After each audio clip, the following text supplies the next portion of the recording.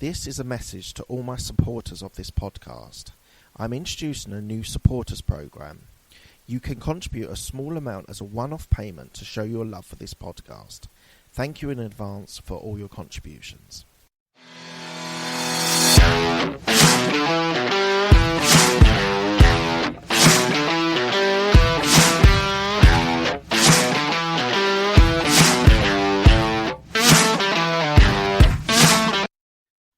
This is the Absolute Business Mindset podcast, created and hosted by Mark Hayward. I'm a corporate employee with an entrepreneurial mindset. This podcast will help and support you with new ideas about business. These are my thoughts, ideas, and comments. Today we have Lynne Golodner, who is a writer, entrepreneur, and mother of four. Hello, Lynne. How are you? I'm doing well. How are you today, Mark? I'm very good. It's a very hot day today. We've had a really good early spring and summer in the UK. Although we've all been on lockdown, the weather's been pretty good. What about you? Yes.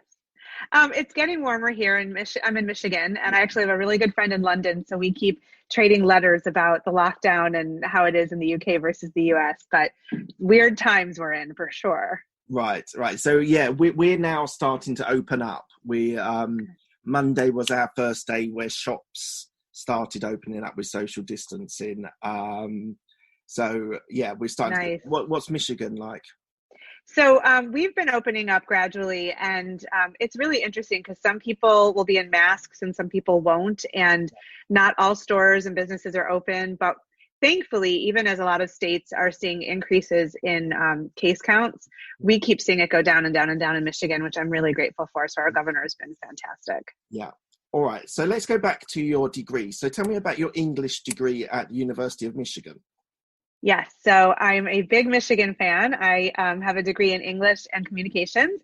And then I also did a Master of Fine Arts in Creative Writing, focusing on poetry from Goddard College in Vermont. Okay. And my intention was to figure out a way to get paid to write. That was really just my earliest goal. And it's kind of still my goal in a lot of ways. But right after I graduated from Michigan, I moved to New York City. I started work as a journalist and spent a year there and then a few years in Washington, D.C. And I came back to Michigan in the late 1990s. Still working as a journalist, which is really what I did until about 2007. So I was a journalist for a good 15 years. So why did you move to New York? Was it that there was a job there, or was there an ambition to go to New York? I guess I would say both. So I had an unpaid internship waiting for me, which was a great opportunity. Yeah. And I had a cousin I could live with, so I could afford to do that.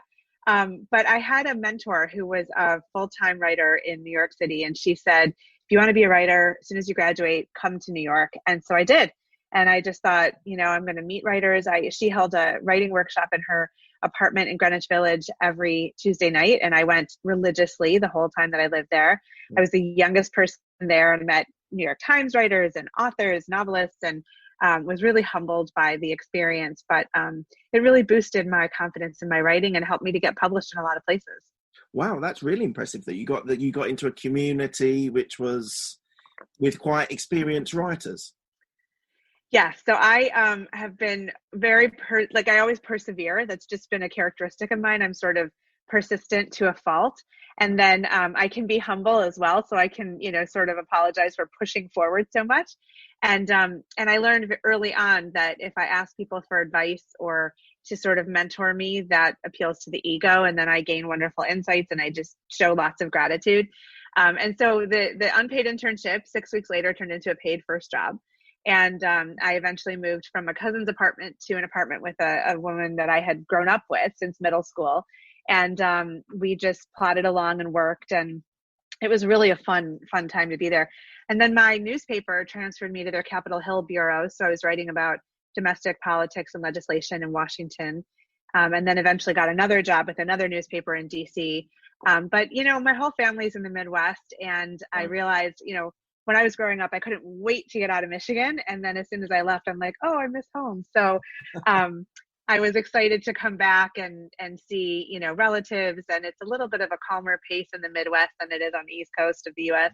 And so when I moved back, I, had about 4 years of journalistic experience in big cities under my belt. Mm. And my mentor in New York had taught me how to freelance.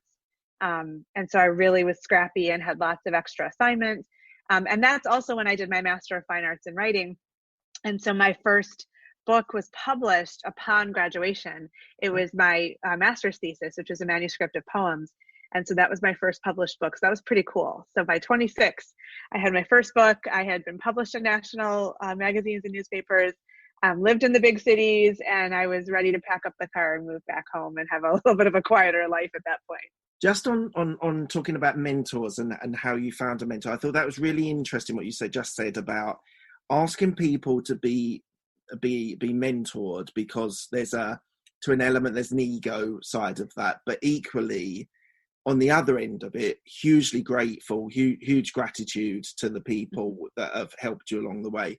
I think that's a really powerful message. Just talk a little bit more about that. How was that something that your mentor told you, or was that something part of your approach to maybe inspired by family or friends?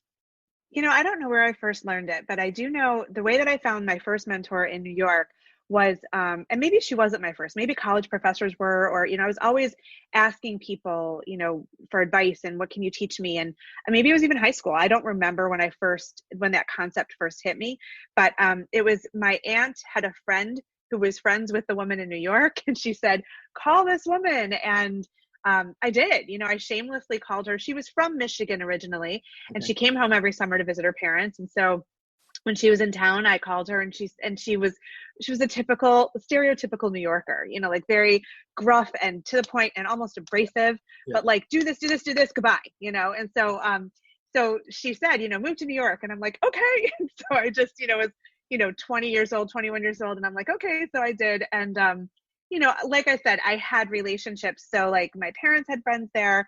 I had a cousin I could live with. So having an unpaid internship was really not a big deal, because I could prove myself in that job and really move ahead. But like my senior year of college, I'll tell you, I've said this so many times, I sent out 100 letters of application to newspapers and magazines around the country. Wow. And I think I got 95 rejections. And so I had maybe 5 interviews, and one of them was the one that was the unpaid internship.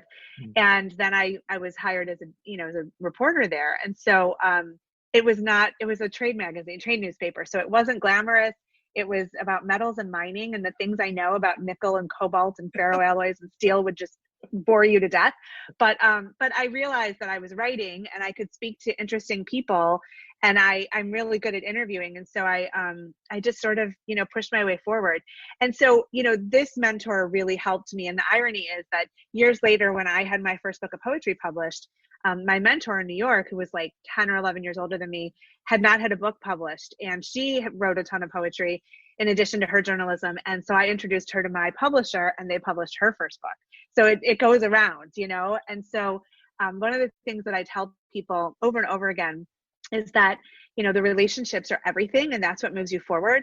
And so anybody who is generous enough to give you time and listen to you, you thank them up and down. Like even today, I write handwritten thank you notes.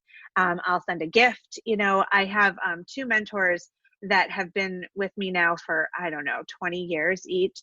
One I met at the Iowa Summer Writers Workshop when I was in my 20s, and I was in one course, but then I went to lectures every day, and I just went up to her. She was a magazine editor at the time.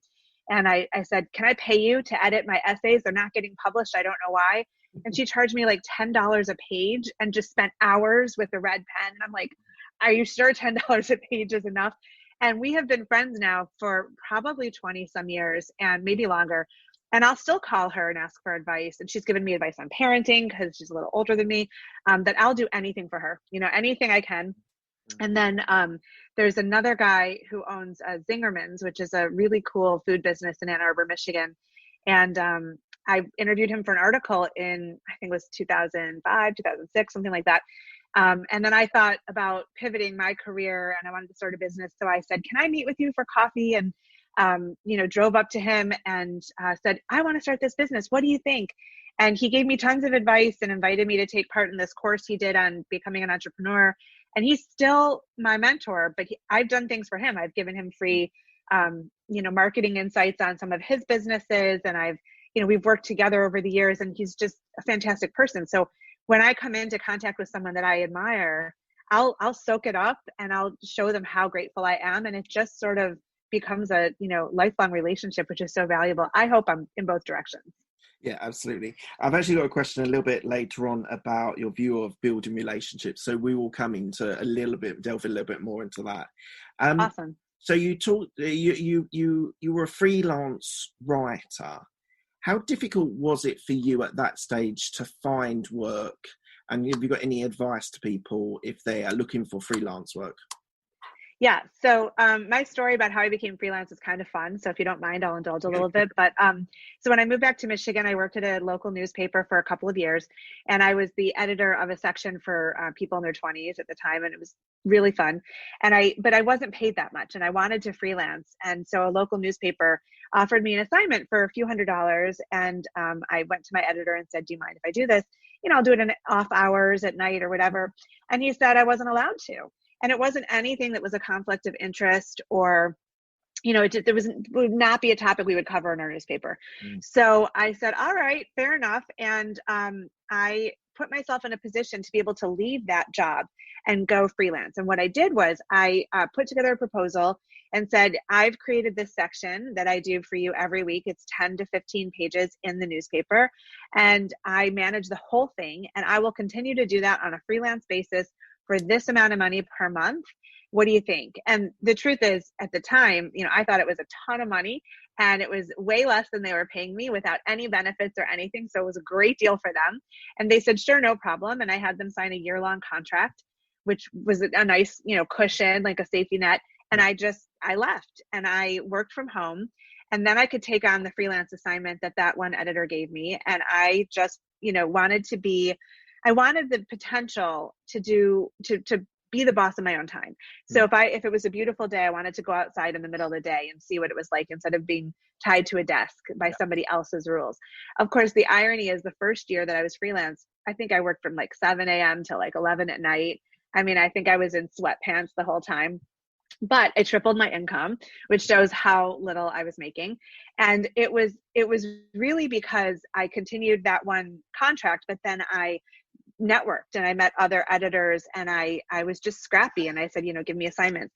And there were some that were, way underpaid, and I just took them to prove myself and build those relationships so that I could move up and up and up in pay.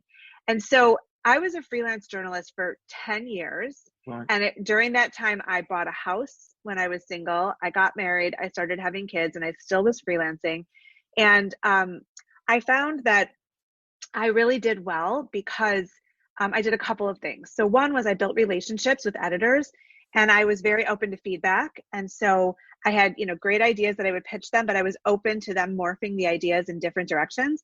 Yeah. And I took the feedback and the editing so that my assignments could improve, and they found me to be valuable. I always was early for deadlines, which they really appreciated. So I was never delayed. I always gave them what they asked for and more.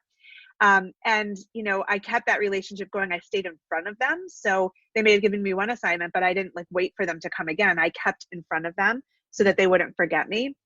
And I also, every year I went to some kind of professional development opportunity to continue developing who I was. So that was usually a writer's conference, like that Iowa Summer Writers Workshop was one of them. But I would find a way to go somewhere where I could meet editors and I could work on my craft. And so sometimes the trip would just be to go to New York City and set up interviews, like introductory interviews with editors at big magazines that I wanted to break into. And I would just say very humbly, I just want advice. I just want to know how to pitch you. And so they would meet with me for 10 minutes, 15 minutes, and then I'd write thank you notes and, that kind of thing.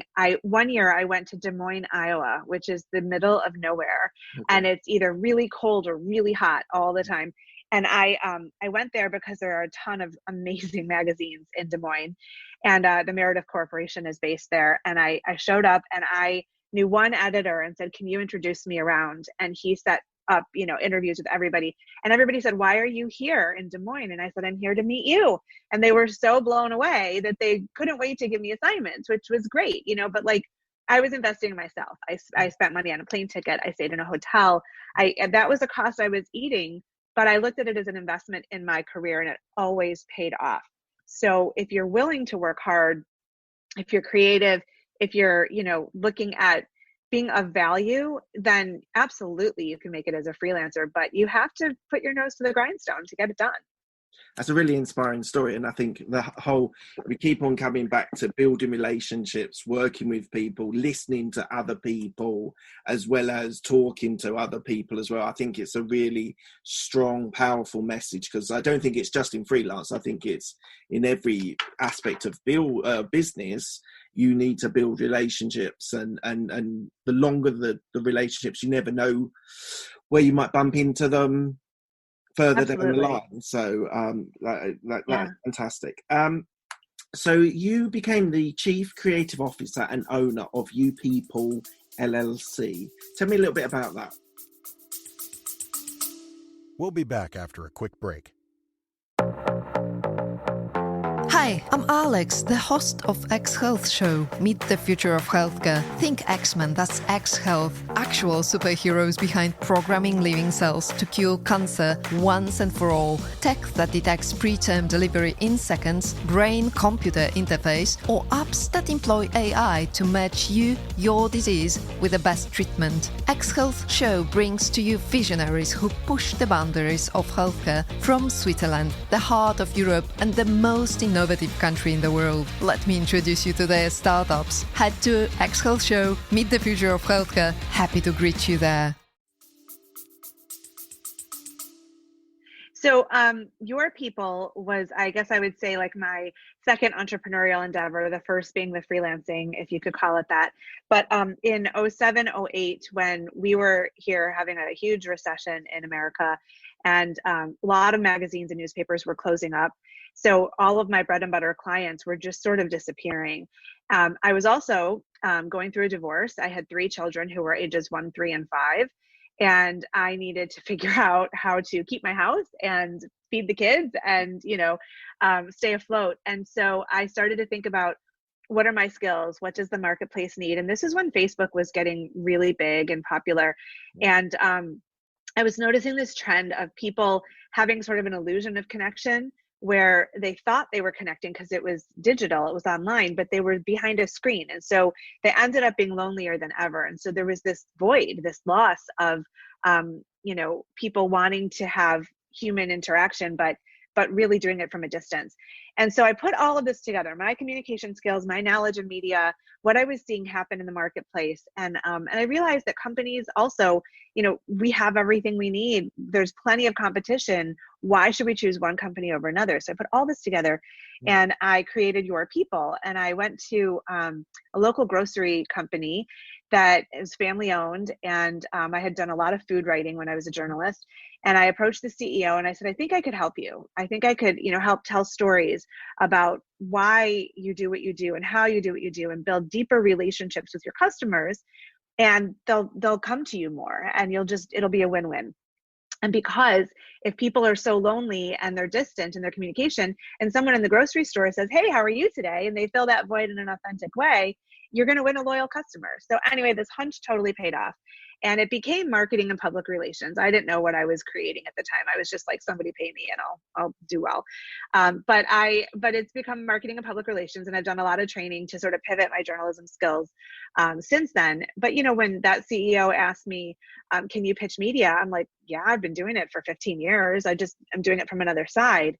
And I felt like I was crossing over to the dark side a little bit, being a journalist, going to PR.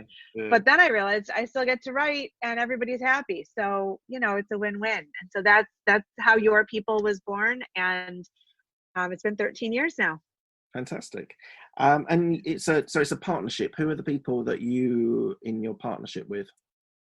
Well, I'm the sole proprietor, so I own the company, and then I have a small team of people. So I have a web developer, graphic designer, a media relations specialist, and I also hire some contractors to help with some of the different tasks like social media and other things as well. So we're pretty nimble. We all work from home. There's just 2 years of those 13 years that we had an office. And it's a strategic move because I really like that freedom. And I like working from home, being able to focus my life around my kids. And so it's pretty cool. I have people all over the country who do work for me. Amazing. So we've touched on, you mentioned about Facebook. So for communications, we're just going to move to one of the later questions. So it's relevant. So for communications, how has social media changed the approach for businesses?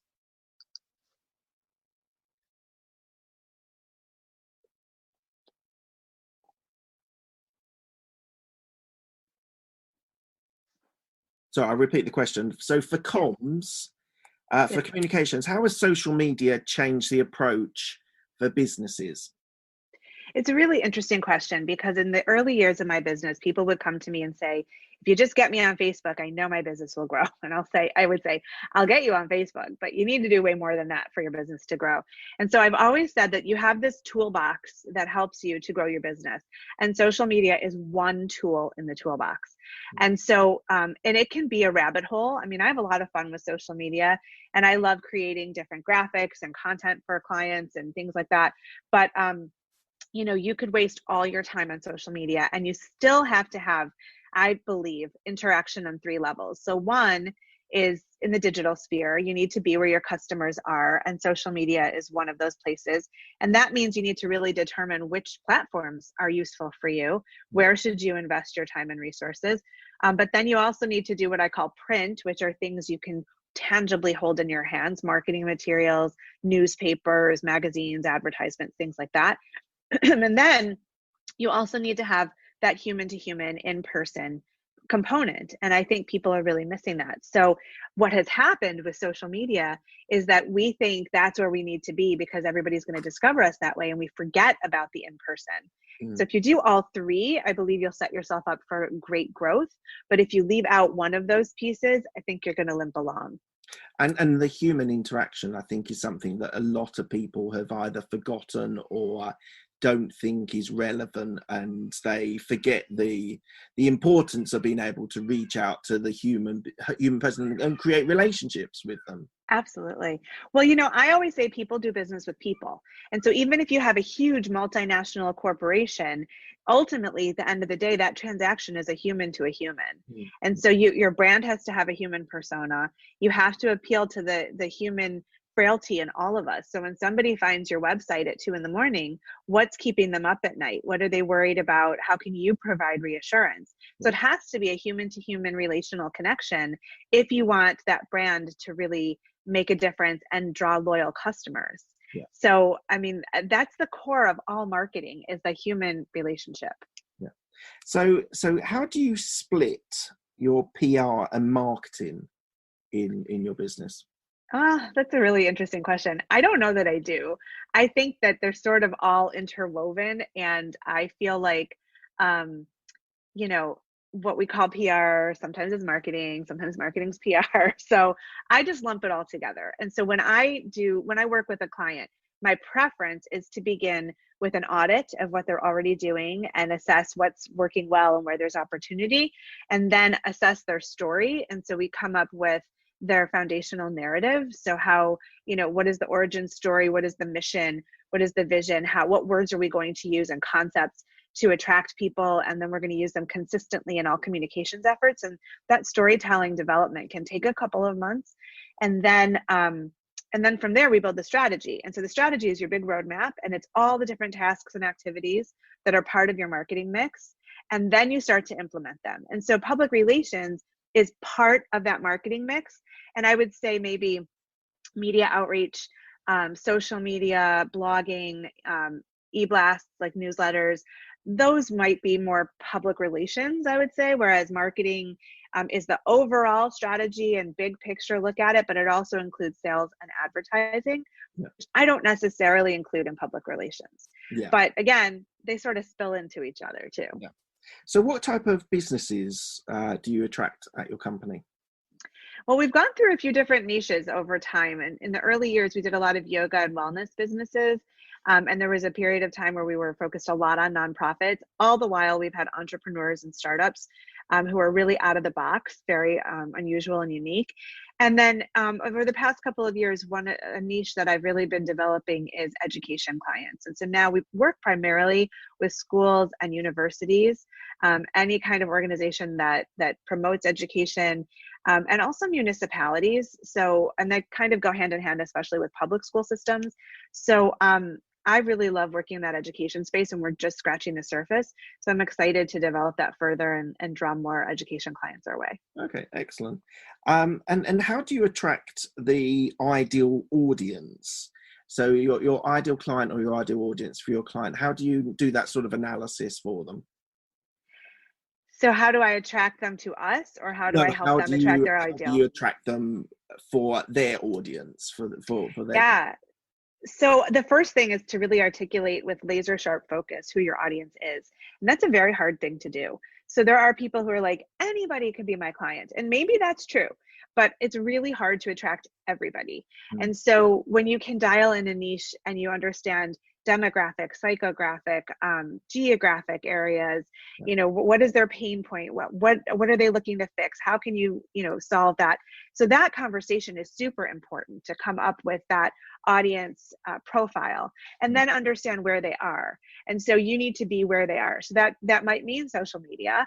It might mean you need to do speaking engagements to certain associations or organizations, or be in person where they are. But then also writing articles, so opinion pieces, op-eds, for publications either in that industry or in the geographic area where they're going to see you. And then also pitching you to media. That's really important because you're coming across as a thought leader. And so all of these different things are ways that you sort of set yourself up to attract that audience once you know who it is. You've got to know first and foremost. That's the most important thing. And do you agree that when they're starting off niches, to go to a niche is a good place, and you can broaden out the further you go along, but doing a niche initially for a small business is really important? I think it's brilliant. And I think even a big business needs to niche down. So I have a friend who is a brilliant entrepreneur, and she specializes in social media management. And she decided this year only to do LinkedIn. So she's in the past worked with clients on their Facebook and their Instagram and different things. And she just said, I like LinkedIn the best. That's where I am the most. And that's the only way I'm going to work with people. Yeah. Now she's a solopreneur, but so it's easy to do that. But I think it's brilliant and brave of her to just say, this is my area of expertise. And so if you want help on LinkedIn, you need to go to her. Yeah. And she's kept incredibly busy because this is her niche, and everybody knows it. She knows it by with her eyes closed.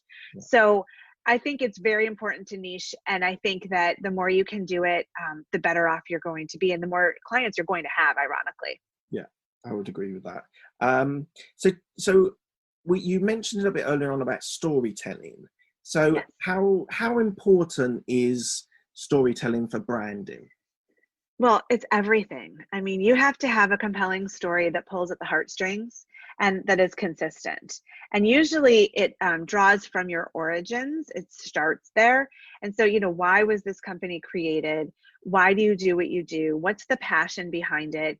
Some kind of inspirational so what that you can offer to people. But we live by story. I mean, from our youngest days, everything is story. Think about, parents reading to children at night, and helping them to feel comfortable enough to sleep, and, going to the theater, going to movies, whatever it is. Like we really have a hunger for story. And so it makes perfect sense that businesses would be storytelling as well.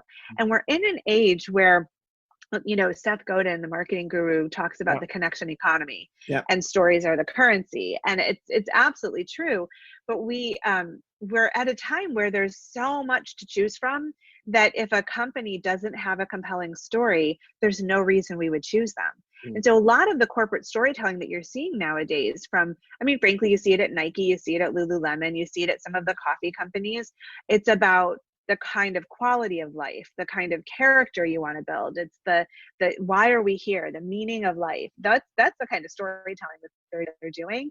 And then when you think about that, you're buying a pair of leggings. It's not necessarily, going to transform your soul, but the messaging suggests that it will.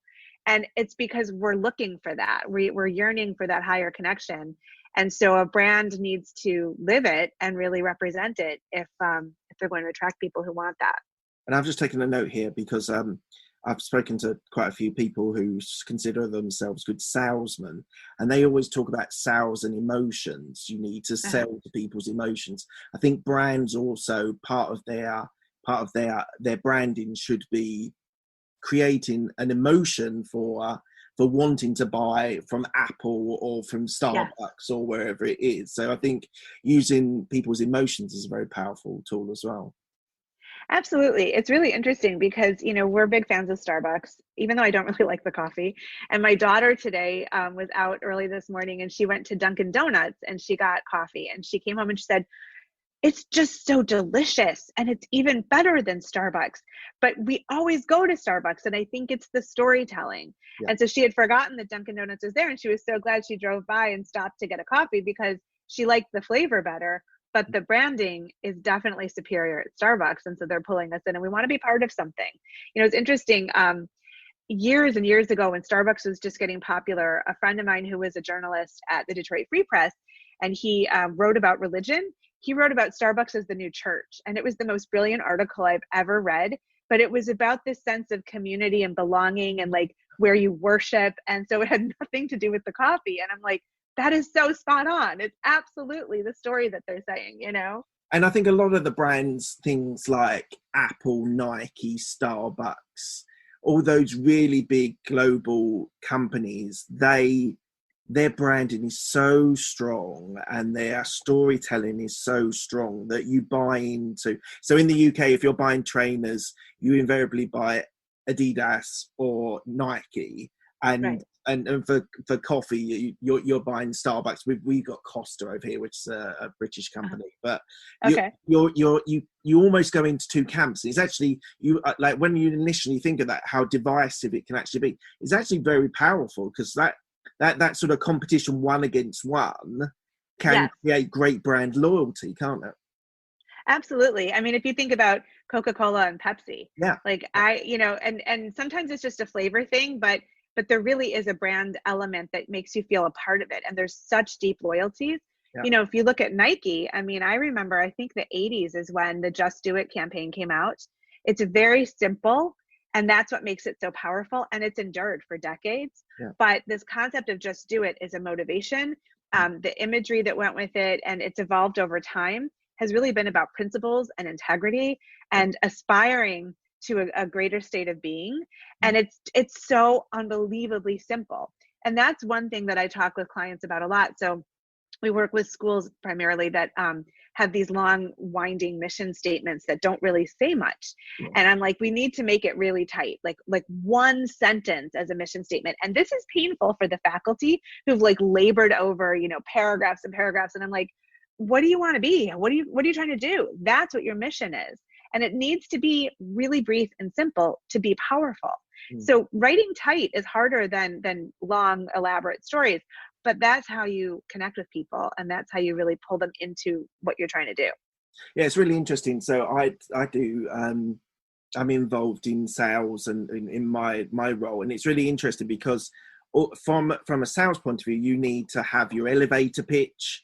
You need to have your, let's say, like a mission statement. You need to have your one page of marketing materials, and you need to be well versed in across all, depending on what audience it is.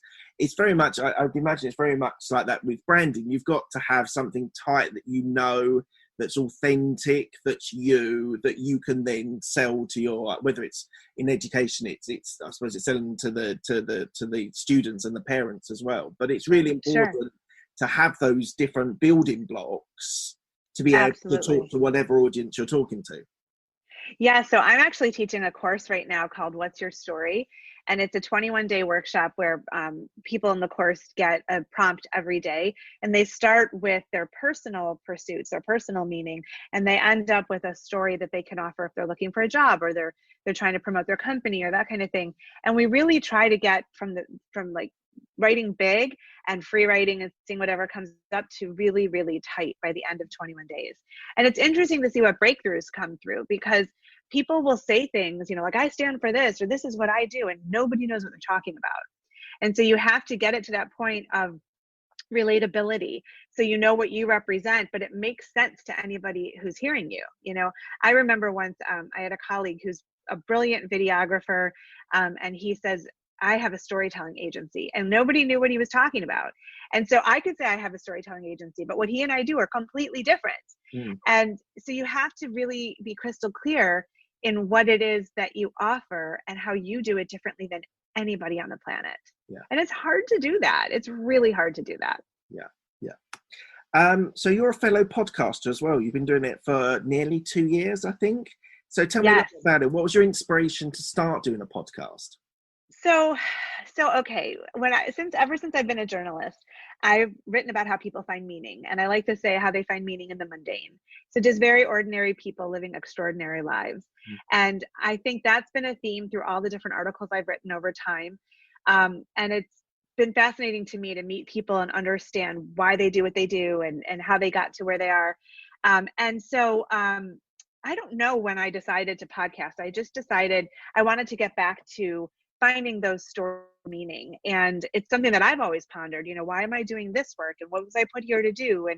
And that kind of thing. And so I wanted to explore that with other people. I launched the podcast on my father's 80th birthday, July 9th, 2 years ago, 2018. And he had been diagnosed the year before with an acute form of leukemia that was incurable. And so he was my first interview. And he was an entrepreneur who was just a pretty ordinary guy living an extraordinary life. And we were very close. He passed away a few months ago. But I really did that to capture his stories and to he's always been my inspiration, my biggest business advisor. And so I started with him, and I actually learned things about him that I didn't know in that interview. So even though we've spent my whole life talking and we were super close, I learned more. And then on the 1-year anniversary of the podcast, because the treatments did work for a while, he was my guest again. And it was around the time of the anniversary of D-Day. And my dad was a big history buff. And so he had been to Normandy and seen all of the battlefields and everything. And so we talked about that as well as about him and the progression of all these things. And so, we're coming up on the second anniversary, the 2nd-year anniversary, July 9th of this year. And we are at, I think, 83 episodes now. So we published every week for a while, and then we went back to every other week because it was exhausting and I want to market more of it. So I would love anybody to listen to the Make Meaning podcast. You can find it anywhere and everywhere. And we're always looking for great guests and just, how people find meaning and then live their lives from a sense of purpose. And that's a really, really interesting sort of concept. So sort of finding meaning in the mundane. So do you mean that as in everyday lives that you might know someone who's a plumber, who's a teacher, but actually exploring their story on what makes them extraordinary? Absolutely. What makes their life special? Where do they find meaning? Is it, taking walks in the woods? Is it being with their grandchildren? Is it, do they do pottery on the side? I mean, what is it that marks their time on earth? Because I really believe that everybody's here for a purpose, and we spend our lives trying to figure out what that purpose is. And so it's sort of my quest to figure that out, and I think when we figure it out is probably when we're done. So it's a nice journey that we get to explore for all these decades, but it's really trying to understand, who is this person and why are they here and what is their unique contribution to the community and to the world? How are they different from everybody else? And so there are just amazing stories out there. I mean, just phenomenal. So I have loved every episode that I've done, and I would love to hear from you because you're an expert podcaster. So tell me what you think. But it's like it's probably my favorite thing to do. I love doing my podcast. So on my podcast, I do it because I just genuinely love doing it. I started the first 60 episodes. I just did solo stuff. So I just my thoughts, ideas, readings, whatever it was, documenting my life a little bit as well. So I spent a considerable period of time doing solo stuff. And then from about 60 onwards. I'm now, I think I'm about 180 something, 5 or 6. I think I'm on. I started doing interviews and just really sort of fell in love with hearing people's stories to their success, whatever success means to them.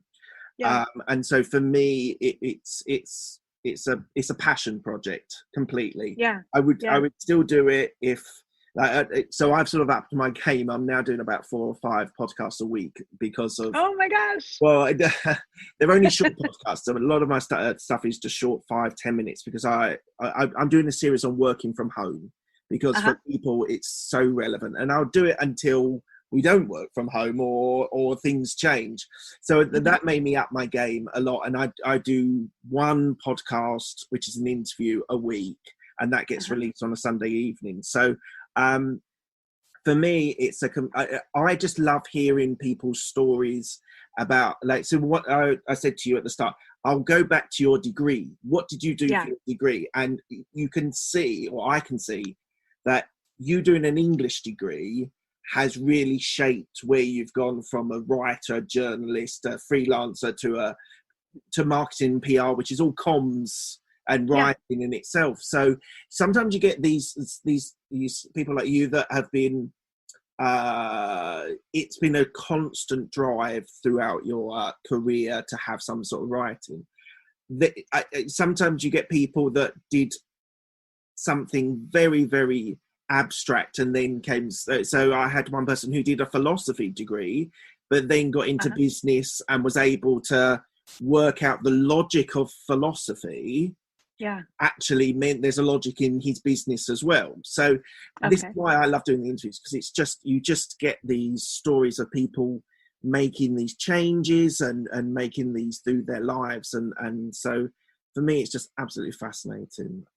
Well, I could learn a lot from you, because you're further ahead than I am in this, but it's my journalistic skills and my unbridled curiosity that leads me to want to, probe and ask questions and just learn from people. But it's interesting because I do believe that we're each here for a reason. And I wish we had those conversations with teenagers so that they were empowered to make choices for university and then for career from that place of purpose. But I don't think we do. And, I know that, I remember my parents were always very supportive of me, but when I said I wanted to do an MFA in writing, my dad was like, I'll pay for law school, which is like 4 times as much. And I'm like, just pay for the MFA, Dad, which he did, which was nice. But it was because he was concerned. He wanted me to have, who has a job as a poet? Like nobody. So, and I've done pretty well for myself, but it's not as guaranteed as having a law degree. And so when we make those choices, it's, well, how am I going to pay my bills and how am I going to live the life I want to live? As opposed to this place of like, what am I uniquely positioned to do? What does the world need from me, as opposed to the next person? And that's kind of what I'm doing now. Like the Make Meaning podcast was the impetus for me to launch this Make Meaning movement. And that's how I'm trying to work with people to try to figure out, what is your meaning? And then how do you make decisions from that place? And it's not that hard to get back there. It's like something that lives inside of us from when we were little, when we did things that we just did because they were fun and they were natural and they came automatically to us. And it's where our skills were, because you just didn't have these obligations and these burdens. And then we sort of tucked it away when we had to start studying and getting more practical and that kind of thing. But I think that that's who we are at the core. And if we came from that place, it might be a very different world. So that's where I'm in now. I 100% agree, and we can talk a little bit about the movement. So I find it fascinating to think about. So the reason why I do my podcast is that I never had a mentor in my 20s to really help me make good choices. And so when I found myself a mentor, helped to get a mentor. And he basically was a game changer in business for me, absolutely game changer. And so a lot of the stuff that I do here in my podcast, I'm hoping that 20-year-old who doesn't know what they're doing and why do they need to do it, and should I become an entrepreneur? Should I have a corporate job? Should I go into journalism? Whatever it is, being supported in, I know it's digitally, but being supported to think about those sorts of decisions, because as you say, it's so important for people to understand what's important to them, what their values are, what do they believe in, and these are the things which you should be making your life choices, rather than, oh, I should do a law degree because my dad tells me I should. I'll make more money, right? I mean, because ultimately, if you're not happy doing it, then you burn out at some point, and you look back and you say, wow, I've just wasted 20 years or whatever it is. And I do think, I think in the UK and Europe, people are a little bit more balanced than in the US. Like I have a really good friend who's originally from Dublin, but she's lived in London for about 25 years now. And when she started her first job, she started with 6 weeks of paid vacation time, not including bank holidays and things like that. Whereas I think I had 1 week, and that was like, I held on to it really tightly because it's all 5 days. Yeah. And that's standard in America. Like everybody just works to the bone. And I don't think it's healthy. And I just don't think the quality of life is there. And I never want to be that person who looks back and says, I wasted all these years in the wrong direction.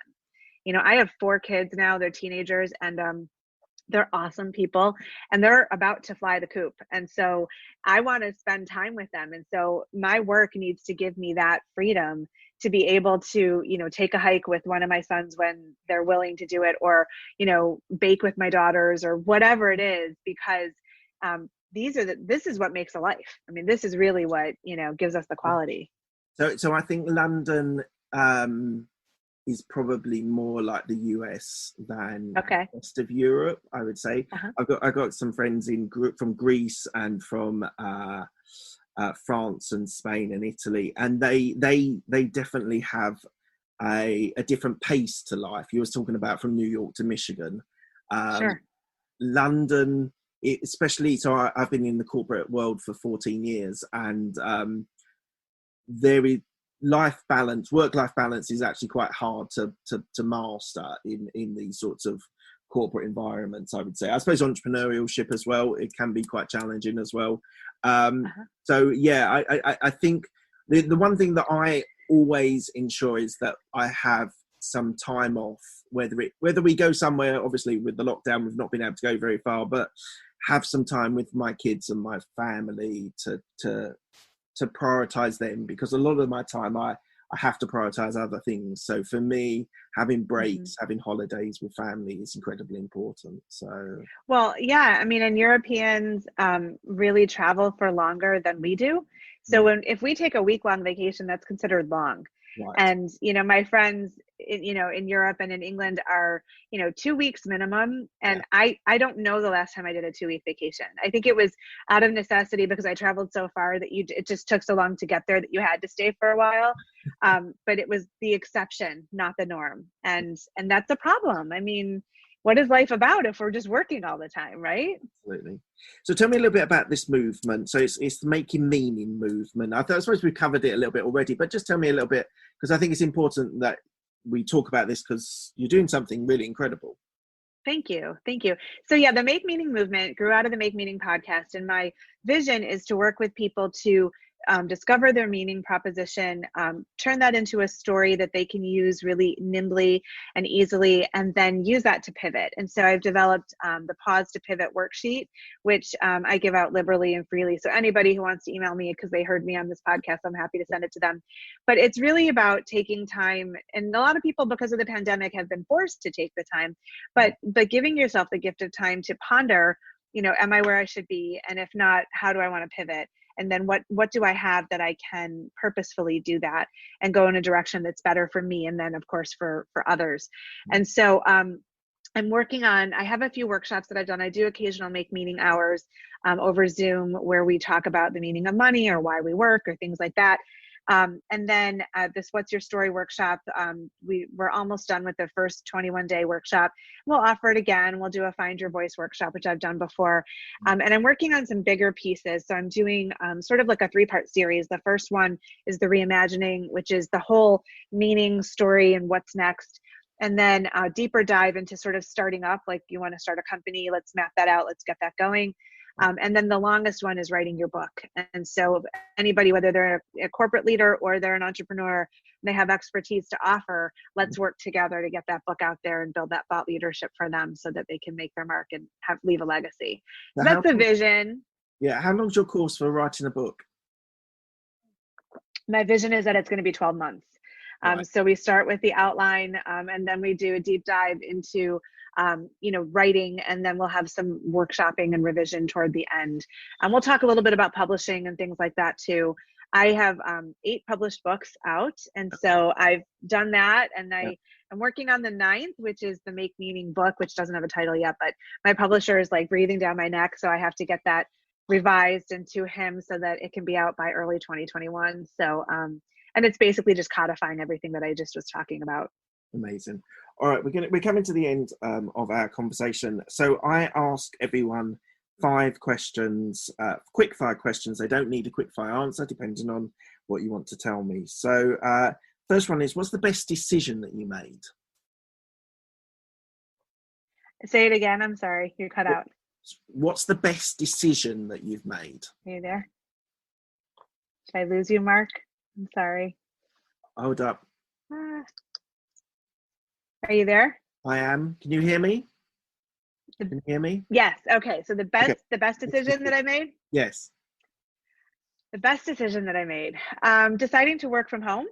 Yep. Leaving the office when I had one for my company and deciding to work from home. Awesome. What's the best piece of advice you've been given?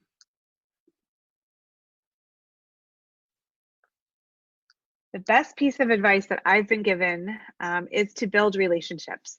So with all the mentors we talked about early on, just being open to learning from other people and not ever thinking that I know it all.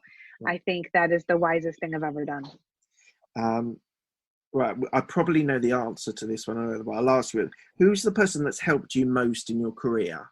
And you can maybe mention someone else, as we've talked quite a lot about your mentor. Yeah. So for first and foremost, my dad. I mean, there's no question. So he was always my biggest mentor. But I would say the other mentors, I should shout out to them: Paul Saginaw from Zingerman's, Barbara Jones at Henry Holt Publishers, Susan Shapiro was that very first mentor in New York City, and I'm sure there are many, many others. So I'm sorry if I'm not naming you, but and my mom, actually, she would love to hear that, because she always said that, I always go to my dad, but the truth is she's got a lot of wisdom. And I am turning to her more and more, of course, in his absence, and that's quite a gift. Good. Any regrets? Any regrets? I do. I regret that I didn't live abroad. So I've traveled widely, but I went from college right to the workforce and, just plodded along. I've been working since I was 14 years old, my first part-time job, and I'm a little sick of it. I mean, I'd like to have a break. And so I've been encouraging my kids, take a gap year, do something like apprentice somewhere, travel, whatever it is. I don't know if they'll take me up on it, but when you can do it, because at a certain point you can't anymore. Yeah. What are you most proud of? I am most proud of my kids. I think I did a pretty damn good job raising them, and they're remarkable people, and I just think they're the coolest people to be around. So patting myself on the back there. That's amazing. Right. Thank you very much for your time. The last thing is, where can people find you? Yes, thank you. So I'm everywhere. You'll see me on Facebook, Instagram, LinkedIn, Twitter. Makemeaning.org or yourppl.com are my 2 websites. There's also a LynneGolodner.com if you want to go there, but you'll find me at the other 2 as well. And please say hello, because I love meeting new people. Wonderful. Okay, Lynne, thank you so much for your time. It's been absolutely fascinating hearing your story. Thanks a lot. Thank you, Mark. It's been a pleasure. Thanks a lot. One more thing before you go, I just want to share with you something that's going to be happening on Saturday, the 11th of July at 7:30 p.m. UK time. It's basically, I'm going to create a secret club. So if you're listening to this, it means you've listened to the whole of the podcast, and you're going to be part of this secret club where we're going to have a get together on Zoom, and hopefully being at 7:30 in the evening, I can catch UK people and US people as well, and Europe as well. So we're going to get together and we're going to have a conversation about the podcast and talk about the things that are good, things that are bad, things you'd like to improve, and just have a general discussion about it. Equally, if I can help you with some coaching questions that you might have, then please do bring them along as well. If you're interested in property, I can share my experiences that I've had with property as well, and hopefully those things will be able to help you. So what I want you to do is go on to the website, which is absolutebusinessmindset.com. Go to the bottom where it says contact us, register your interest. There's a few details you need to fill in, and then I will send a Zoom invite over to you, and we can get together. So it's Saturday the 11th of July at 7:30 p.m. and you're able to have a chat with me, have an individual chat with me. Hopefully there'll be a few of you online, and we can answer all your questions, and you can share your thoughts on the podcast. So as I said, Secret Club, you've done really well to listen to the end of the podcast and listen to this as well. I really appreciate it. We can get some of you online and we can have a discussion. All right, guys, I really appreciate your time. Thanks a lot. Bye.